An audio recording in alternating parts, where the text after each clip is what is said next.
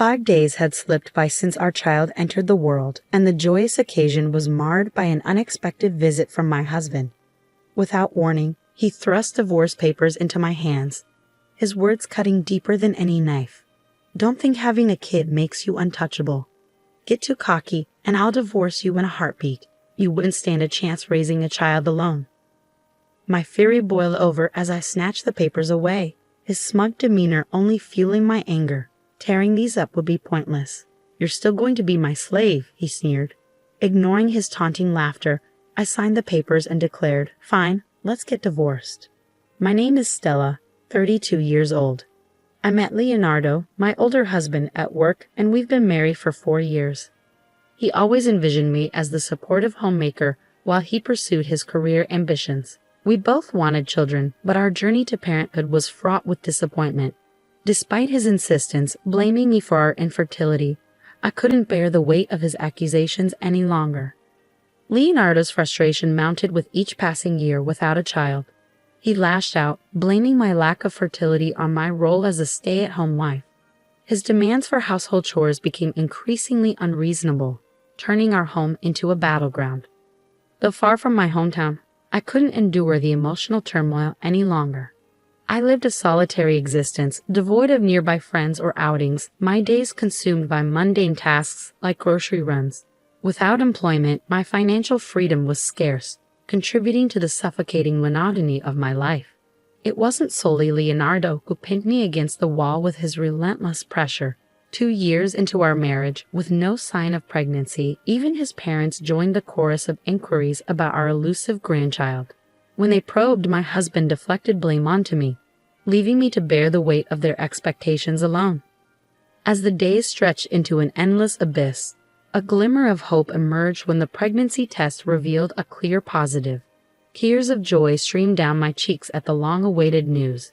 Eager to share my elation, I snapped a photo of the test and sent it to Leonardo, hoping it would revive his spirits. Yet, his response was silence. When he returned home, he handed me his belongings as usual, oblivious to the momentous news. As I broached the topic at dinner, his indifference pierced through me. "I'm pregnant," I announced, hoping for a spark of joy in his eyes. But his gaze remained fixed on the television, his reply cutting through the air like a blade. "Seems like it is. That all." Confusion and disappointment flooded my senses. Wasn't he supposed to be ecstatic? Didn't he yearn for this moment as much as I did? Desperate for affirmation, I pleaded with him, hoping to share in the joy together. But his response shattered my illusions. "Don't get all high and mighty just because you got pregnant. Do you even realize how long you kept me waiting? Don't think I'll be kind just because you're pregnant. You're not working." I expected to continue with the household chores as I always had, never once considering slacking off or expecting any special treatment. All I yearned for was a single "I'm happy" from Leonardo. But as my tears of joy from moments ago turned to tears of sadness, Leonardo paid me no heed, retreating to the bedroom without a word. Why couldn't he share in my happiness? He had expressed such a fervent desire for a child. At the obstetrician's office, the news of expecting twins should have been cause for celebration, yet Leonardo remained stoic. Perhaps it hadn't sunk in yet, I reasoned. My belly hadn't yet swelled with the evidence of our impending parenthood. Surely, as my pregnancy progressed, he would come around. But weeks passed, marked by morning sickness and unrelenting fatigue, and still Leonardo showed no interest in my well-being or the looming responsibilities. During a routine checkup, a chilling truth was revealed. The risk of miscarriage loomed over us. "Please try to rest as much as possible," the doctor urged. The word miscarriage cast a shadow over everything, but I clung to the hope that our babies would survive. The doctor's prescription was clear: bed rest at home. Desperate for Leonardo's support, I reached out to him, but once again silence met my plea. Even when I shared the news of the checkup upon his return, his demeanor remained unchanged. Struggling through the days, I realized that I couldn't endure this alone. That evening, I made the decision to retreat to my parents' house earlier than usual. As I prepared to leave, Leonardo's parting words stung, reminding me of my responsibilities. "Don't let yourself go at your parents' place. And remember, you're still in charge of the house when you return." Don't slack off too much. The next morning, with my parents' support, I settled into the familiar comfort of home. Despite the uncertainty surrounding my pregnancy, the reassurance from several checkups was a small comfort amidst the turmoil. When I reached out to Leonardo to share the news of my latest checkup, his response was curt, lacking the warmth I longed for. But what truly shattered my illusions was the unexpected sound of a woman's voice on the other end of the line, calling out to Leonardo. It was a jarring realization, confirming my suspicions that his love for me had waned. Rubbing my growing belly, I resolved to face the truth. Leonardo's cold demeanor finally made sense. I couldn't deny the reality any longer. As I contemplated my next steps, a longing for freedom surged within me. Cooped up at home for nearly 2 months, I yearned for a taste of the outside world. On a warm, sunny day, I ventured out for a walk, the vibrant greenery offering a brief respite from my turmoil. Unexpectedly, I heard my name called from behind. It was Jameson, my childhood friend, who had stumbled upon me. Despite years apart, our reunion was filled with warmth and nostalgia.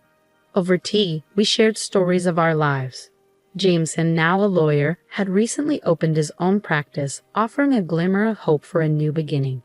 I had a sudden realization. In cases of infidelity, there's a possibility of claiming compensation, right? I accidentally voiced this thought, and Jameson's demeanor shifted to one of seriousness. Sensing his concern, I found myself divulging thoughts I had kept buried deep within me. The struggles to conceive, my husband's emotional detachment, and the pain of witnessing his intimacy with another woman all poured out. As I spoke, tears welled up, the weight of my emotions becoming too much to bear. Despite not being in the prime of my youth, I found myself breaking down, heedless of the onlookers around me. Jameson's stooping words brought a sense of calm, his promise of support a beacon of hope in my darkness. "Let's gather evidence," he urged, his determination unwavering. "You can't fight without proof of infidelity. Anything will gather physical evidence." Grateful for his guidance, I agreed to enlist the help of a private detective agency recommended by Jameson. With their expertise, we uncovered the painful truth. Leonardo had been entertaining his mistress in our own home, their affair flourishing under my unsuspecting gaze. The woman, a colleague from our workplace, had been well aware of his marital status, yet chose to engage in a clandestine relationship with him. It was a devastating blow, especially considering the timing coincided with Leonardo's growing frustration over our infertility struggles. Blaming me, he had treated me as little more than a servant, indifferent even in the face of my pregnancy. Anxiety gnawed at me as I faced the impending arrival of my first child. Little did I know, while I grappled with the uncertainties of motherhood, my husband was entangled in an affair with another woman. Learning this truth ignited a fury within me. So that was why he couldn't muster any joy when I finally conceived. While I endured the pains and anxieties of pregnancy, he reveled in his own pleasure. Mere divorce wouldn't suffice. I was determined to make him pay for his betrayal. With Jameson the lawyer by my side, we crafted a plan to ensure justice. Jameson's unwavering support bolstered my resolve, his genuine concern a beacon of comfort in my storm. On the day of my delivery, amidst the pain and anticipation, I brought 2 healthy twins into the world. Yet it was only on the 5th day that Leonardo deigned to show his face. His callous words pierced through me like daggers, his disdain evident even as I lay recovering from childbirth. "You took 9 days in the hospital, huh? What a luxury," he sneered. "You couldn't even get pregnant quickly, neglected your duties at home, and ended up with a C-section. You're a failure as a woman." His words were a cruel blow, especially considering the circumstances. He didn't even spare a glance at our newborns. Containing my rage, I accepted the piece of paper he thrust towards me. Divorce papers already adorned with his signature. "Don't think having kids makes you untouchable," he spat. "If you slack off on housework because of them, it's instant divorce. You'd be in trouble if we divorced, right? I won't forgive you." My husband brandished the divorce papers before me, his actions igniting a fiery rage within me. I snatched the papers from his grasp, his taunts falling on deaf ears. "Tearing it up is useless," he sneered. "I can easily obtain another from the city office." Ignoring his derision, I retrieved a pin from my bag. "Fine, let's get a divorce.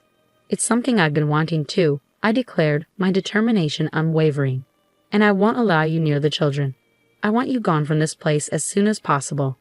With those words echoing in my mind, I signed the divorce papers, Leonardo's sneer only fueling my resolve. As he reached out to snatch them back, his threats echoed through the room. Do you even know what you're saying? How will you raise these kids alone? You should just be my slave for life. But I was resolute. I've already informed my parents of our decision. From now on, I'll live with them. I don't meet a man who cheats on me, I countered, my voice steady despite the turmoil within. How long do you think that bravado will last? You can't make it without me. You'll regret it when it's too late, he warned, his arrogance palpable. However, before the tension could escalate further, a new voice cut through the room. Excuse me, my name is Mr. Wood, and I'm Stella's lawyer, Jameson announced, stepping into the fray. Leonardo's grip on the papers faltered at the unexpected intrusion. Who are you? What do you mean, lawyer? Leonardo demanded, attempting to assert his dominance. But Jameson remained composed, undeterred by the confrontation. We already have evidence of your infidelity. If you don't agree to the divorce, we'll proceed with mediation or a lawsuit. And if you refuse to negotiate compensation, we'll take this matter to court, Jameson stated firmly, his resolve unshakable. Caught off guard by the legal threat, Leonardo hesitated, allowing a moment of pause in the heated exchange. I couldn't fathom the absurdity of the situation. After broaching the subject of divorce himself, Leonardo now seemed bewildered by the prospect. Jameson's persuasive arguments fell on deaf ears as I handed the signed divorce papers to him, seeking refuge in the authority of the law. Mr. Wood, please take care of this, I requested, passing the papers into Jameson's possession. Before Leonardo could react, Jameson swiftly secured them in his bag, his demeanor radiating confidence and authority. But Leonardo's disbelief quickly turned to desperation. You're joking, right? We're not really getting a divorce, are we? He pleaded, his voice tinged with panic. You know you can't manage without me, especially with twins. It'll be a financial burden.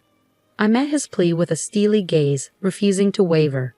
I can't believe you're the one who brought up divorce, and now you're saying this. We're still getting divorced, and I'll be seeking alimony. You never planned on contributing to household chores or childcare, did you? His attempt to belittle me with threats of dependency only fueled my anger. Don't demean women by suggesting they become slaves, I snapped, my voice rising in indignation. From now on, if you have anything to say, go through Mr. Wood. There's no point in coming here. We have nothing more to discuss. As my words sank in, Leonardo's face flushed with rage, his fists clenched in fury. But before he could escalate the confrontation further, I stood my ground, unyielding in my resolve. With a cough from Jameson, Leonardo seemed to snap out of his anger, lowering his clenched fist in defeat. That's how it is, so please leave. Jameson's firm words seemed to deflate Leonardo, who left the room with slumped shoulders. Following that confrontation, I enlisted my parents' help to submit the divorce papers to the city office. Without any complications, the papers were accepted, and I was finally granted the official divorce I had sought. From that day forward, my phone was bombarded with incessant calls and messages from Leonardo. However, Jameson's professionalism shone as he adeptly handled the legal proceedings. With his assistance, I received proper alimony from both Leonardo and his affair partner, ensuring financial stability for the foreseeable future. Several months later, their affair was exposed at their workplace, leading to the woman's voluntary resignation and Leonardo's transfer to a rural area. Despite his attempts to start anew, rumors trailed him, resulting in social isolation and eventual dismissal from his job. Meanwhile, I returned to my parents' home, facing the challenges of child-rearing every day. Yet, with the unwavering support of my family and Jameson, I navigated through the trials of parenthood. In an unexpected turn of events, Jameson confessed his long-held feelings for me, expressing his willingness to embrace my past and build a future together.